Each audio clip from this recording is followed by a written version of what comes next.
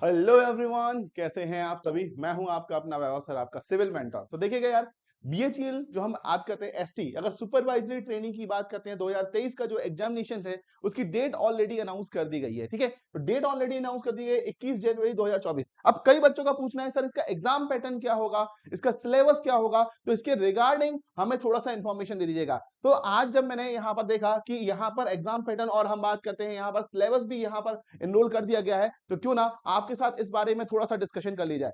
सबसे पहली बात यहाँ पर ये जो है वो डिप्लोमा लेवल एग्जामिनेशन है। ठीक है, तो अगर मैं यहाँ पर एग्जाम पैटर्न को देखना चाहूंगा तो हम बात करेंगे यहाँ पर नंबर एग्जाम पैटर्न को देखने की बात करें तो एग्जाम पैटर्न के अंदर हमारे पास यहां पर बोला गया है कि इस एग्जाम के अंदर 150 ऑब्जेक्टिव टाइप क्वेश्चंस होने वाले हैं। कितना? 150 ऑब्जेक्टिव टाइप एमसीक्यू क्वेश्चंस होने वाले हैं, जिनके 4 ऑप्शंस रहेंगे और इनमें से एक ऑप्शन सही रहेगा।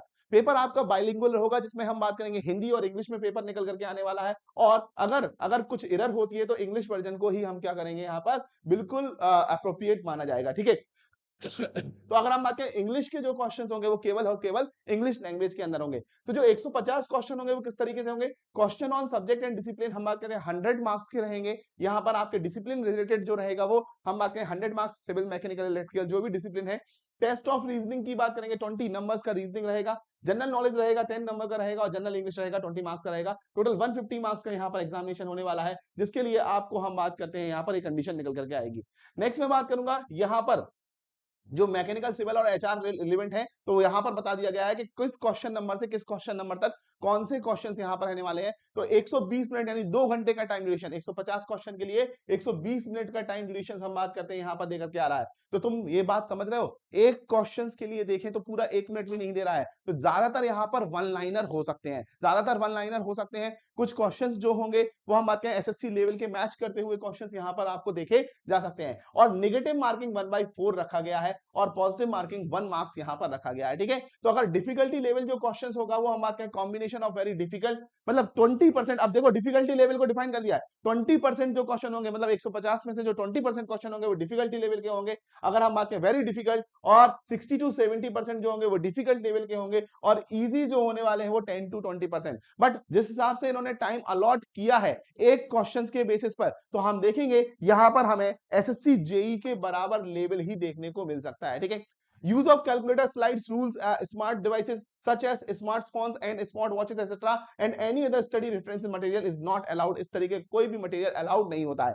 बट अब देखें तो सिविल के अंदर क्या क्या पूछा जा सकता है, तो यहाँ पर सिलेबस भी डिफाइन कर दिया गया है। डिप्लोमा इन सिविल इंजीनियरिंग अगर सिलेबस देखें तो कंस्ट्रक्शन मटेरियल यहां पर निकल करके आएगा, जिसके अंदर आपका जो होगा आर्टिफिशियल कंस्ट्रक्शन मटेरियल की बात करेंगे, इन मटेरियल का प्रोसेस कैसे होता है, कंस्ट्रक्शन कैसे होता है। अगर एडवांस कंक्रीटिंग मेथड की बात करेंगे, इक्विपमेंट की बात करेंगे, तो कंक्रीट टेक्नोलॉजी को इसी के साथ इंक्लूड कर दिया गया है। अगर हम बात करते हैं होस्टिंग एंड कन्वेइंग इक्विपमेंट, मतलब अगर हम कंक्रीटिंग कर रहे हैं कहीं पर तो होस्टिंग एंड कन्वेइंग मैकेनिज्म क्या होगा, क्या कहीं होगा, उस तरीके से क्वेश्चन पूछे जाएंगे। ठीक है, नेक्स्ट बेसिक सर्वेइंग के अंदर जो हमारा है, सर्वेइंग से रिलेटेड देखा जाए तो कंपास भी है, ट्रेवर्स भी है, लेवल भी है, प्लेन टेबल भी है, अगर हम बात करते हैं टेक्योमेट्री भी है, कर्व सेटिंग भी है, एडवांस सर्वेइंग इक्विपमेंट जैसे हम बात करें GPS, GIS and remote sensing की बात यहां पर की जा रही है। मैकेनिक अगर हम मतलब मैकेनिक्स ऑफ मटेरियल के अंदर हम बात करें इनर्शिया की बात करें, स्ट्रेस स्ट्रेन होगा, shear force bending movement diagram हमारे होंगे, और बीम्स एंड कॉलम्स के अंदर shear force and bending movement कैसे कैलकुलेट करना है। बिल्डिंग कंस्ट्रक्शन के अंदर जो होगा वो हमारा ओवरव्यू ऑफ बिल्डिंग कंपोनेंट्स होंगे,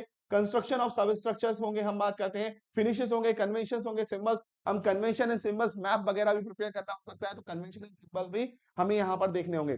ठीक है, drying of load bearing structure होगा, हम बात करें फ्रेम्ड स्ट्रक्चर होंगे, plumbing services, lighting, ventilation, acoustic accounts, अगर हम बात करते हैं अकॉस्टिक्स, इन सभी से रिलेटेड क्वेश्चंस यहाँ पर पूछे जाते हैं। तो ये जो सिलेबस है वो थोड़ा सा डिफरेंट सिलेबस बिल्डिंग कंस्ट्रक्शन के अंदर आपको यहाँ पर देखने को मिल सकता है। ठीक है, कंक्रीट टेक्नोलॉजी आपका पूरा यहाँ पर कंक्रीट यहाँ पर पूछा गया है। जियो टेक्निकल इंजीनियरिंग में अगर हम बात करें, just a minute, Jio technical engineering में बात करें तो overview of geology, Jio technical के अंदर जियोलॉजी को इंक्लूड कर दिया, मतलब टाइप ऑफ रॉक्स होंगे या हम रॉक्स का क्लासिफिकेशन देखेंगे, वो भी हमें यहाँ पर देखना होगा।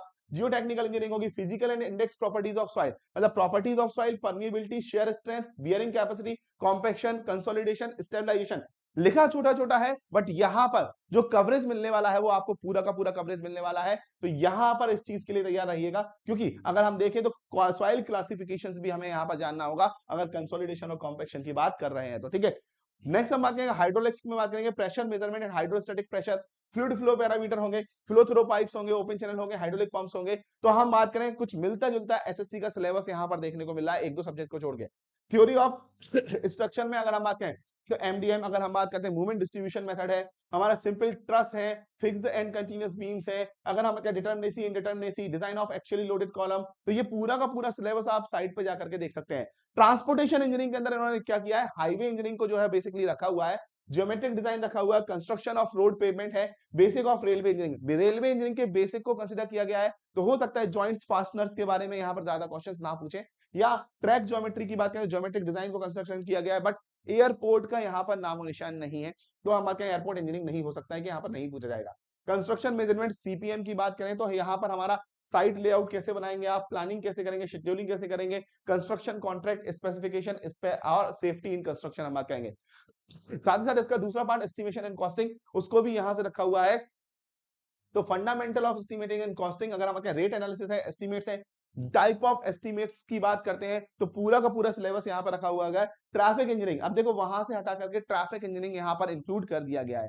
अगर ट्रैफिक इंजीनियरिंग इंक्लूड कर दिया गया है तो ट्रैफिक इंजीनियरिंग को अलग से स्पेसिफाई किया गया है, तो यहां से क्वेश्चंस ज्यादा आने की भी पॉसिबिलिटी आपकी बढ़ जाती है, ठीक है। Green building and energy conservation की बात करें तो green building, introduction of green building and design features की बात करेंगे तो ये एक नया एनवायरमेंट, अगर हम एनवायरमेंट इंजीनियरिंग के अंदर जो ग्रीन टेक्नोलॉजी की बात करते हैं हम, वहां पर एक नया अध्याय यहाँ पर टॉपिक नंबर 12 जो है वो आपके लिए नया रहेगा थोड़ा सा। Energy and energy conservation, green building and rating systems की बात करेंगे तो ये आपके लिए थोड़ा सा एक नया अध्याय निकल के आता है। रेस्ट हम बात करें मैकेनिकल इंजीनियरिंग का सिलेबस भी यहाँ पर मेंशन किया गया है, और उसके अलावा अगर हम बात करते हैं तो हमारा एचआर एग्जामिनेशन से रिलेटेड भी जो है वो सिलेबस यहाँ पर मेंशन कर दिया गया है। तो आप बीएचईएल की साइट पर जाकर के सिलेबस को डाउनलोड कर करके अपनी प्रिपरेशंस को एक नया रूप दे सकते हैं। नेक्स्ट में बात करूंगा, अगर आप चाहते हैं हमारे साथ एसएससी की प्रिपरेशन करना या बीएचईएल की प्रिपरेशन करना, किसी की भी देखें तो सिमिलर सिलेबस एसएससी का दिखता हुआ दिखाई दे रहा है, तो यहाँ पर एईजेई के अंदर आप एनरोल कर सकते हैं। और अभी चल रहा है हो, अगर हम बात करते हैं हो हॉलीडे सेल, जिसके अंदर आपको कंप्लीट 6 मंथ का सब्सक्रिप्शन, जिसमें हम एसएससी का लाइव बैच 2024 के लिए 2023 वाला बैच मिल जाएगा, सो आप दैट आप क्विक रिवीजन कर सकें बीएचईएल के लिए। और साथ ही साथ यहाँ पर मेरा सफलता बैच भी मिलेगा और इंग्लिश लैंग्वेज का कोर्स भी मिलेगा, ठीक है। इंग्लिश लैंग्वेज में भी आपको मिल जाएगा, current affairs, specific GK, RRB का कोर्स, सभी कुछ मिलेंगे। और आने वाले जो अपकमिंग बैचेस हैं जो लॉन्च होंगे वो भी आपको यहाँ पर मिल जाएंगे, ठीक है। तो ये सारी चीजें मिलने के साथ साथ हम बात करें एक सब्सक्रिप्शन सभी के लिए सफिशिएंट होगा। उसके साथ साथ आप हम बात करते हैं 6000 से ज्यादा प्रैक्टिस सेट्स मिलेंगे, यहाँ पर पीडीएफ नोट्स मिलेंगे, तो ये सारी चीजें आपको मिलती हैं। और 6 मंथ का सब्सक्रिप्शन जस्ट ₹3695 में आपको मिल रहा है। तो आप क्या कीजिएगा, यहाँ पर कूपन अप्लाई कीजिएगा, इसको थोड़ा सा और डिस्काउंट कर लेते हैं।